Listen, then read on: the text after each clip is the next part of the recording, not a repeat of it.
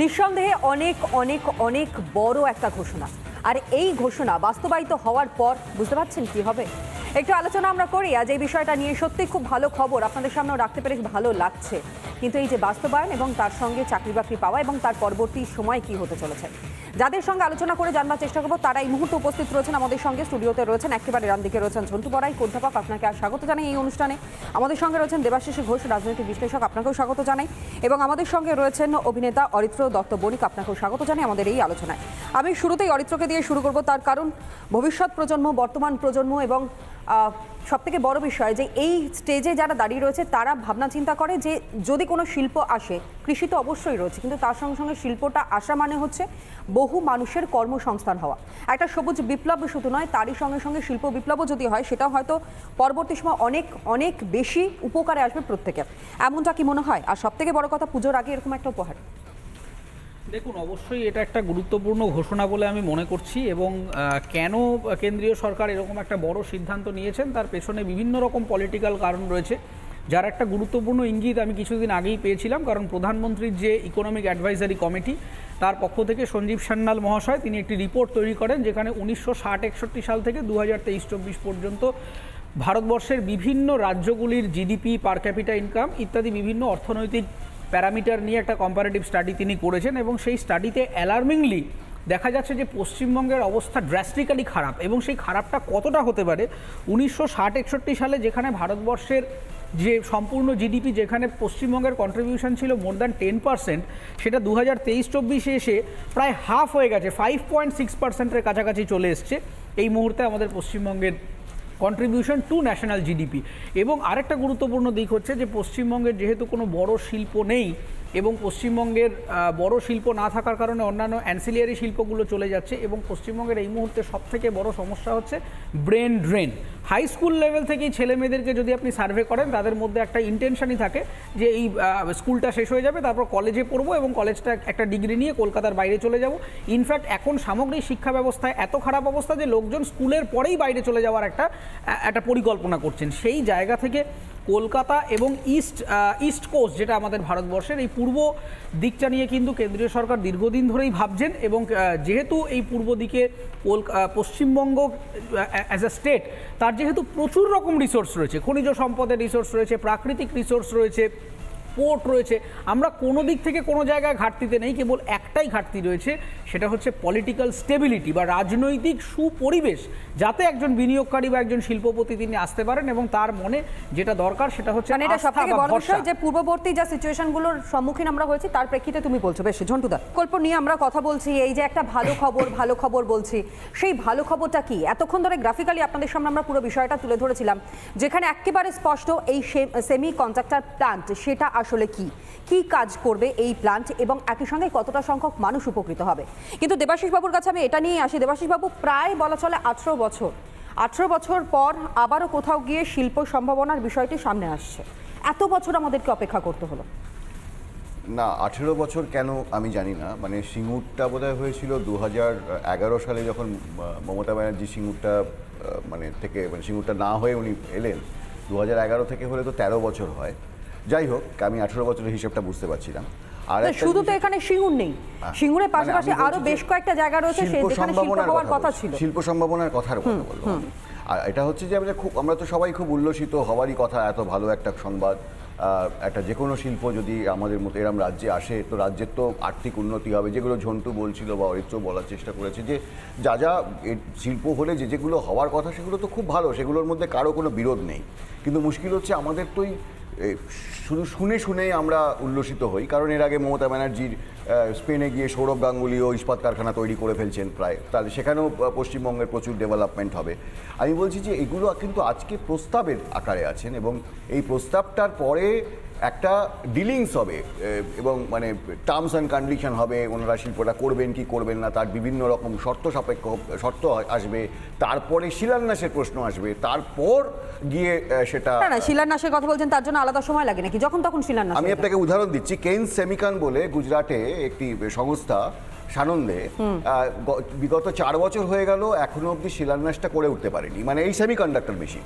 টাটাও চেষ্টা করছে, যেটাও প্রায় 4 বছর হয়ে গেল, সেমিকন্ডাক্টর মেশিন এখনো হয়নি। আমি এখানে কোনো ডিমোটিভেশনের কথা বলছি না, আমি বলছি আমাদের জন্য সত্যিই তো ভালো খবর, কিন্তু এটা শুধু খবর হয়ে থাকলে হবে না, এটাকে তো আলটিমেটলি বাস্তবায়ন করতে হবে। আমরা এগুলো বিভিন্ন, আপনি দেখুন আজকে সৌরভ গাঙ্গুলিও তো স্পেনে গিয়ে বললো মমতা ব্যানার্জি যে আমাদের ইস্পাত কারখানা হবে, এখনো অবধি মানে ঠিক কী হলো? মানে এই জায়গাটাই বলছি, আমরা তো শুধু খবর শুনলেই আমাদের ইকোনমি দাঁড়িয়ে যাবে না, আলটিমেটলি তো শিল্পটাকে করতে হবে। মানে আমি আপনাকে একটা উদাহরণ দিচ্ছি, এই যে আজকে আমরা সমস্ত জায়গায় বলি না make in India, make in India, make in India, যেটা হচ্ছে সেটা হচ্ছে পুরোপুরি কিন্তু মেক ইন ইন্ডিয়া কিছু হচ্ছে না।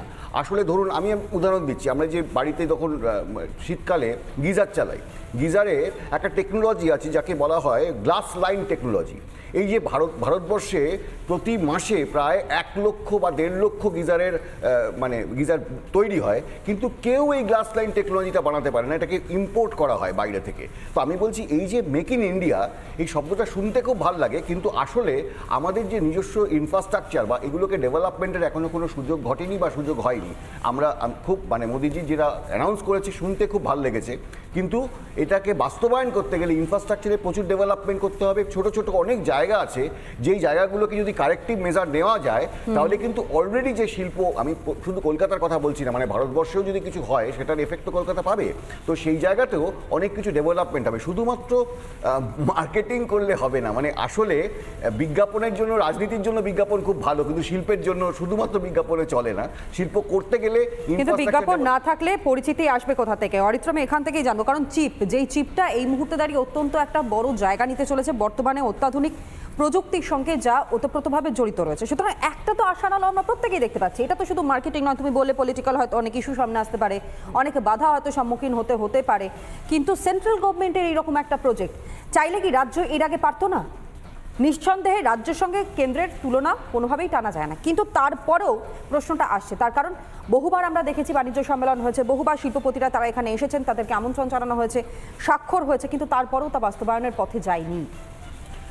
দেখুন, অবশ্যই রাজ্য চাইলে অন্যান্য অনেক কিছুই করতে পারতো, এবং বিদেশ নীতি হয়তো রাজ্যের পার্ট নয়, কিন্তু বিদেশের আন্তর্জাতিক সম্পর্কের বাইরেও রাজ্যের রিসোর্সগুলিকে ব্যবহার করে রাজ্য চাইলে অনেক প্রজেক্টই করতে পারতো, কিন্তু করেনি। কিন্তু এই সেমিকন্ডাক্টর শুধুমাত্র একটা নাম বা একটা প্রযুক্তি তাই নয়, এই সেমিকন্ডাক্টরের সাথে কিছু কিন্তু রাজনৈতিক ক্ষমতাও জড়িয়ে আছে। তার কারণ গোটা বিশ্বে আপনি যদি দেখেন, এই গোটা আলোচনাটা সেমিকন্ডাক্টর আজকের নতুন আলোচনা নয়, কিন্তু 2021-22 যখন কোভিড পরিস্থিতি তৈরি হয়েছিল, সেই সময় কিন্তু আমাদের তাইওয়ান, চীন, আমেরিকা, এই গোটা যে আন্তঃসম্পর্কটা, নেটওয়ার্কটা ছড়িয়ে আছে, সেখানে একটা ভয়ঙ্কর সাপ্লাই চেন ক্রাইসিস তৈরি হয়, এবং এই সাপ্লাই চেন ক্রাইসিসের জন্য কিন্তু ইলেকট্রনিক গেজেট এবং অটোমোবাইল ইন্ডাস্ট্রিতে ব্যাপক ক্ষতি হয়েছিল, প্রচণ্ড মূল্যবৃদ্ধি হয়েছিল। তখন সাউথ এশিয়ান কান্ট্রিগুলি তারা বুঝতে পারে যে এই যে অর্থনৈতিকভাবে এই বিদেশি শক্তির ওপরে নির্ভরশীলতা, সেইটার কারণে আমাদের কিন্তু অনেকটা ভরসা তাদের ওপরে করতে হচ্ছে।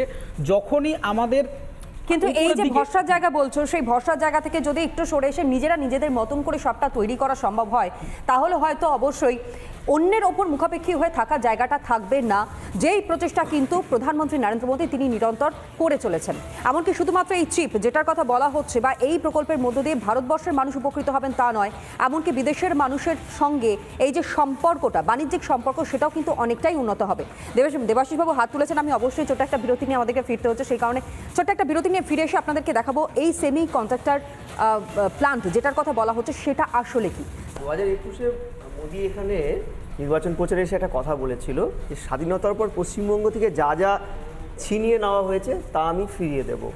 আমি কালকে ঘোষণাটা যখন তোমরা টপিকটা আমাকে জানালে রাতে, তখন একটা বই পড়ছিলাম রঞ্জিত রায়ের দ্য অ্যাগনি অফ ওয়েস্ট বেঙ্গল। মানে কতটা বঞ্চনা একটা স্টেট। তুমি শুরুতেই বলছিলে যে হুগলি নদীর ধারে কলকাতা একটা ছিল, এত সমৃদ্ধ একটা জনপদ, মানে অবিভক্ত ভারতবর্ষেও সমৃদ্ধ জনপদের মধ্যে একটা ছিল শুধু এই বাংলা, সবচেয়ে ট্যাক্স আমরা পেড করতাম। অরিত্র বলছিল জিডিপির অঙ্কটা একটার পর একটা ছিনিয়ে নেওয়া হয়েছে, বঞ্চনা। তারপরে দায়ী শুধু ওরাও নয়, আমরাও। আভ্যন্তরীণ যে উইন উইন সিচুয়েশন শিল্পের, উইন উইন সিচুয়েশন, দেখো শিল্পের তো একটা ট্যাগলাইন নিয়ে থাকে, বটম লাইন একটা থিওরি থাকে যে যারা ইনভেস্টার তারা একটা স্টেবল পরিবেশ পাবে। সেই স্টেবিলিটি শুধু পলিটিক্যাল স্টেবিলিটি নয়, সোশ্যাল স্টেবিলিটি। এই সোশ্যাল অ্যান্ড পলিটিক্যাল স্টেবিলিটিটা না থাকার জন্য 70-এর দশকের পর থেকে কিন্তু এখানে গ্র্যাজুয়ালি বাঙালি ইনভেস্টররাও পালিয়েছে, মানে আমি বলছি বাঙালি ইনভেস্টররাও বহু পালিয়ে গেছে, মানে তাদের তো ইনভেস্ট করতে হবে। বিহার তাদের কাছে অনেক সেফ জোন, ঝাড়খণ্ড অধুনা যেটা তৈরি হয়েছে সেফ জোন। ফলে এই সব কিছু প্রতিকূলতা সামলে 60,000 কোটি টাকার যে বিনিয়োগের এই ভয়ানক একটা সিদ্ধান্ত, মানে আমি কেন বলছি স্বাধীনতা এত বছর পরে আমাদের প্রজন্ম, অরিত্রদের প্রজন্ম, আমাদের পরের প্রজন্ম, এরা যে এইটা বাস্তবায়িত হতে দেখছে, বা যদি এটা সত্যিকারের সাকসেসফুলি পশ্চিমবঙ্গ সরকার ল্যান্ড ব্যাংক থেকে জমি দিয়ে কার্যকর করে, তনয়ান তোমাকে বলছি যে গ্লোবাল কম্পিটেন্ট সেন্টার হিসাবে ভারতবর্ষের কেন পৃথিবীর মানচিত্রে কলকাতা স্থান পাবে, কারণ এই সেমিকন্ডাক্টর এটা কিন্তু একটা এমন ইন্ডাস্ট্রির পার্ট যা অনেকগুলো কনসোলিডেটেড হেভি ইন্ডাস্ট্রিকে শুধু নয়, লাইট ইন্ডাস্ট্রিকেও বেগ দেবে, আমি এটা বলছি। আর তৃতীয় হচ্ছে এখানে আরও কিছু সমস্যা আছে, যে এই সেন্ট্রাল গভর্নমেন্টের এই একাধিক যে এই ধরনের বিনিয়োগের প্রস্তাব, এর আগেও 2014 পর থেকে একাধিকবার প্রস্তাব এসছে, শুধু পলিটিক্যাল সদিচ্ছা, ল্যান্ড অকুপেশনের সদিচ্ছা, এটা স্টেট গভর্নমেন্ট করে উঠতে পারেনি বলে কিন্তু সেটা কার্যকরী হয়নি। বিহারেও পর্যন্ত চলে গেছে কিছু কিছু ইন্ডাস্ট্রি। ফলে আমি খুব আশাবাদী যে এই ধরনের এত বড় একটা বিনিয়োগ স্টেট গভর্নমেন্ট অন্তত উদারভাবে এটা দেখবে। একদমই তাই। কিন্তু